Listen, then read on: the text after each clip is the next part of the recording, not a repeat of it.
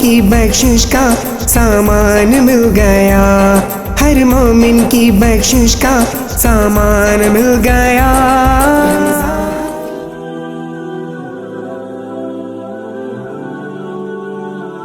ناظرین، آج 26 رمضان کے میں آپ سے اعمال عرض کروں گا۔ 26 رمضان کے اعمال میں ایک نماز ہے، وہ نماز 8 رکعت نماز ہے، جس کی آپ نیت یہ کریں گے، میں نیت کرتا ہوں 8 رکعت نماز قربتاً اللہ، منہ میرا قبلہ شریف کی طرف، اللہ اکبر۔ ناظرین، آپ نے ان 8 رکعت نمازوں کو 2 کر کے ادا کرنا ہے، جیسے ہم فجر کی نماز کو ادا کرتے ہیں، لیکن آپ نے پہلی رکعت میں سورہ الحمد کے بعد سورہ انا انزلنا، اور آپ نے دوسری رکعت میں سورہ قل هو اللہ کو، سورہ اخلاص کو آپ نے 10 مرتبہ پڑھنا ہے، اور آپ نے اسی طریقے سے اپنی جس طرح فجر کی نماز کو مکمل کرتے ہیں اسی طرح آپ نے مکمل کرنا ہے، اور مکمل کرنے کے بعد آپ نے 8 رکعت نماز یہ ادا کرنی ہے، اور آپ نے اس کے بعد ایک جو عمل ہے تسبیح زہرا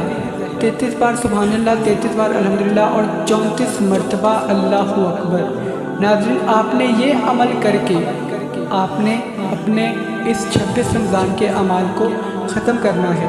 اور ایک اور عمل میں آپ کو بتا دوں اس رمضان سے متعلق ہی،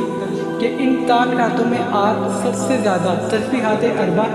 سبحان اللہ والحمدللہ ولا الہ الا اللہ واللہ اکبر، اس تسبیح کو جتنا ہو سکے زیادہ سے زیادہ پڑھیں، اور یہ کیونکہ عشرہ نجات ہے تو اس میں آپ استغفر اللہ الذی رب من کل ذنب اذنبتہ واتوب الیہ، اس کی تسبیح یہ بھی آپ 100 مرتبہ لازمی پڑھیں، اور درود پاک جتنا ہو سکے ناظرین پڑھیں اور دعا کریں۔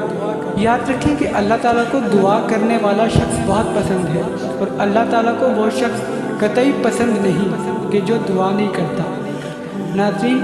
اس رات میں جتنا ہو سکے سورہ ملک کو پڑھیں، اور سورہ یاسین پڑھ کر جن پر عذاب فشار ہو رہا ہے ان کے لیے اصرار کریں تاکہ اللہ ان کے عذاب فشار کو معاف فرمائے۔ ناظرین، یہ ہے 26 رمضان کے اعمال۔